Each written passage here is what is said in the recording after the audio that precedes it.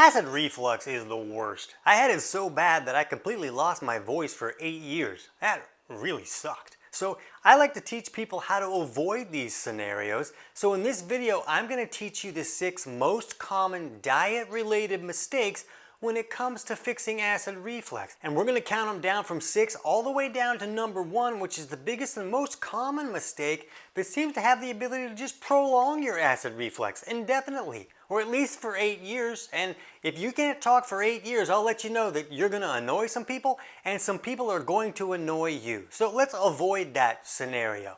Now, keep in mind that when it comes to fixing acid reflux, it's really about that lower esophageal sphincter at the bottom of the esophagus having the ability to close properly so that the acid content from the stomach does not come back up and burn us. So when foods have the ability to magnify acid reflux symptoms, it's often about how they affect the function of that lower esophageal sphincter. It's important for us to understand that acid reflux is not caused by too much stomach acid like advertisers want us to believe. It's usually caused by a lack of stomach acid and someone not having enough stomach acid to trigger that LES valve to close properly, and then the small amount of acid that they have comes back up and burns them.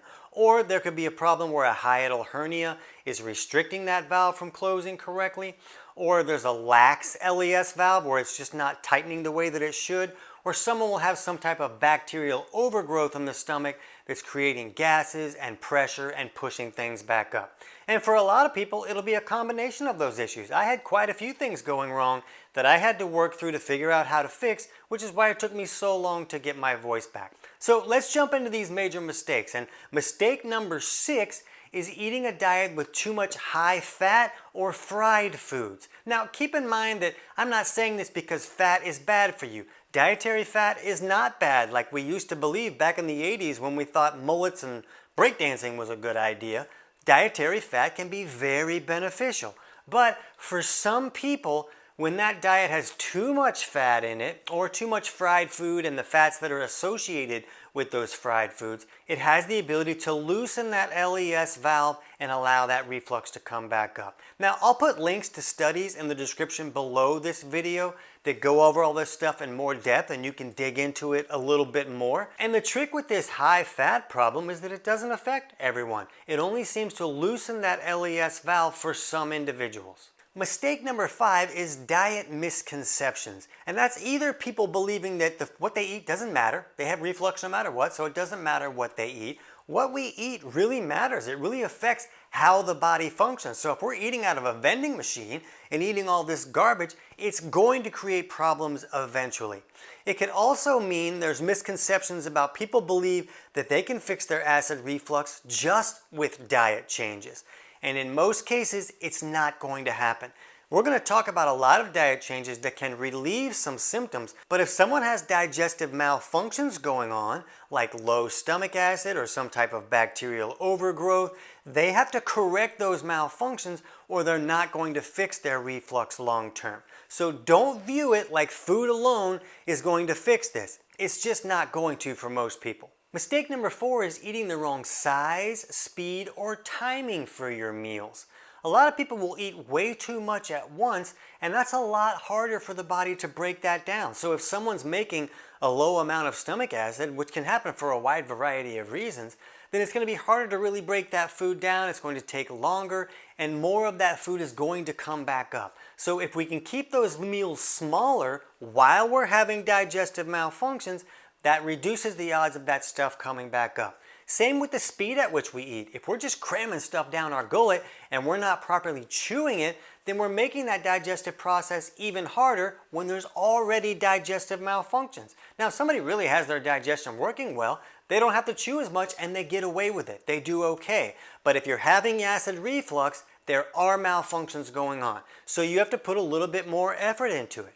Now the timing can be a factor as well because we hear a lot about you don't want to eat at night because if we eat at night and that food is not fully digested, when we lay down, gravity is going to help that stuff come back up and the acid is going to come with it and really magnify that reflux. Now people told me, oh, you got to sleep with your bed up at an angle, and I was sleeping like a robot vampire or something, and it really had the ability to relieve some symptoms, so I thought that was the answer for me. But what we really want to do is fix the malfunctions so we can sleep however we want to.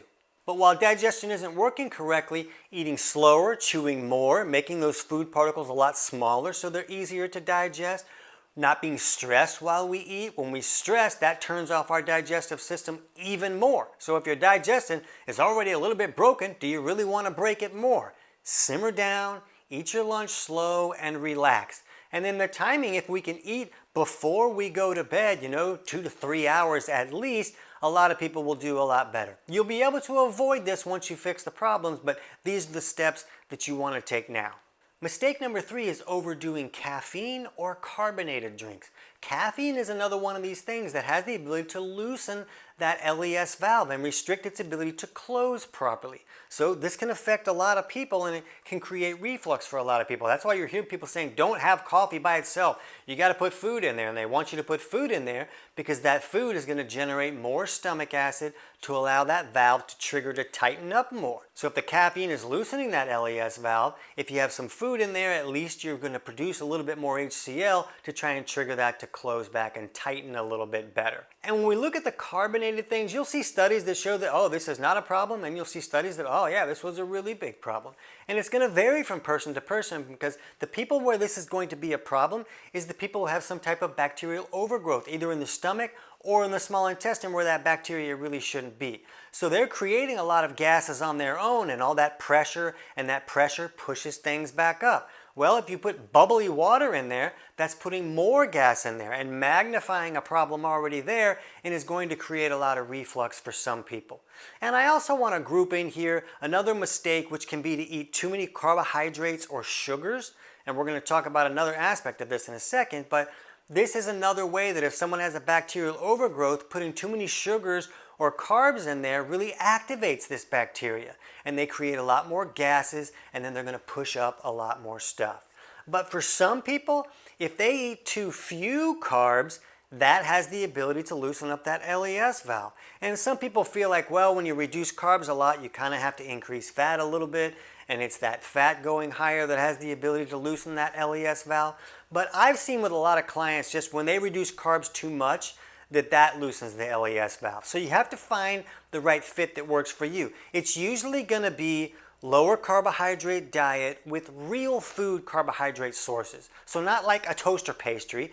You want your carbohydrates to come from butternut squash and yams and Brussels sprouts. Real food sources of carbs that are not so high, like rice and beans and things like that, that might spike that sugar a little bit higher and really activate that bacteria. And of course, if you can fix the bacterial overgrowth, then all of a sudden this is not going to be so problematic for you.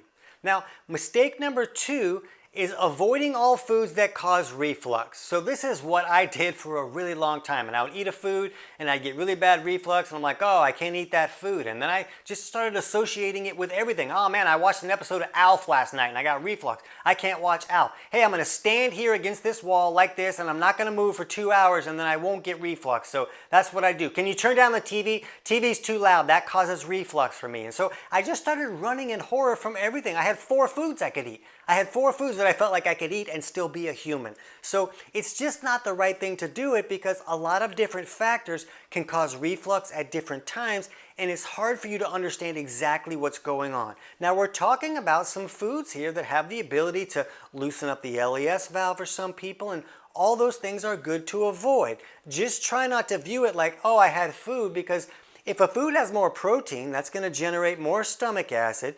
But if you don't have enough stomach acid to trigger that valve to close, or maybe you have a hiatal hernia that's restricting that to close and you haven't fixed that hernia yet, then any food is going to create this reflux. So you just don't want to create this paranoia and anxiety for yourself and run in horror from all foods, when you can really just take steps to fix the underlying cause of the reflux, and then these foods can be easier to adapt to your life. So you want to pay attention to how you feel, but just don't run in horror from all foods, because you have to understand they're going to cause reflux at different times. There's hormones in the body that generate acid in the stomach when the stomach is empty. So you can be having reflux when no food is involved at all, just because the body is trying to set the stomach up to digest food properly. So to understand this better, we'll have a link in the description below for our video on why does reflux get worse away from meals, so you can see that there's other scenarios going on beyond just what you're eating. Now, mistake number one, which is the biggest mistake and has the ability to just prolong this problem indefinitely, is to eat some type of alkaline diet or avoiding acidic foods. Oh, I avoid these foods because they're acidic and they make me have acid reflux. And people are telling them that, look, you have these enzymes in the stomach called pepsin that are made to break down proteins, and they're activated when there's acid in the environment. So the problem is these enzymes can reflux back up, and then when you eat an acidic food, it's going to activate those enzymes and they're going to digest your esophagus. Here's the thing, all that's true. All of that really happens. The doctors were turning off my stomach acid for years, but these enzymes were coming up and still creating my vocal problems because it was digesting my vocal cords. But the issue is that those things are going to come up anyways. What you really want to do is fix the LES valve so that they won't come up. Then the enzymes don't come up. If you're running in horror from everything that's acidic, then you're going to avoid acidifying your stomach correctly. So just understand that the viewpoint of alkalizing your stomach, whether you're using antacids or any type of thing that turns off stomach acid, or you're eating all these foods that will alkalize the stomach, all of those are further restricting the LES from closing correctly and turning the reflux off. So that's not the route we want to go. That's the route we want to go if we want to not be able to talk for 8 years. It's not a good time. I don't recommend it. What we want to do is properly acidify the stomach so that can trigger that LES valve to close. If you have a hiatal hernia, I'll put a link to our video below on how to fix a hiatal hernia. I had a hiatal hernia. It wasn't a good time. I was able to repair that, so now I can eat whatever I want and I don't get reflux. Now, I try to eat mostly good foods, but if I eat something that's not so great, I don't fly off the rails and fall apart as a human being for 2 weeks like I used to. So we really want to work to fix the underlying cause. Now, if you're using a medication, I'm not telling you to stop taking that medication. I'm not a doctor. I'm not giving you any type of medical advice. I'm basically just a stand-up comic turned nutrition author, because when I lost my voice for that long and so many doctors couldn't help me, I had to dig for my own answers.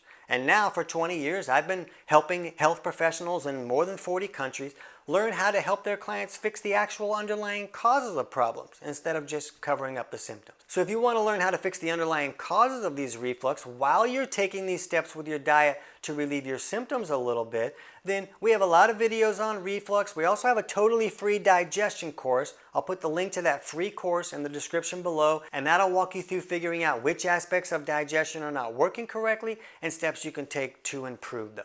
So I hope that gives you some helpful food tips. And right now, if you want to understand this reflux issue a little bit more, you can jump over and check out our video on the hidden reason your reflux won't stay gone. I can't wait to hear about your results.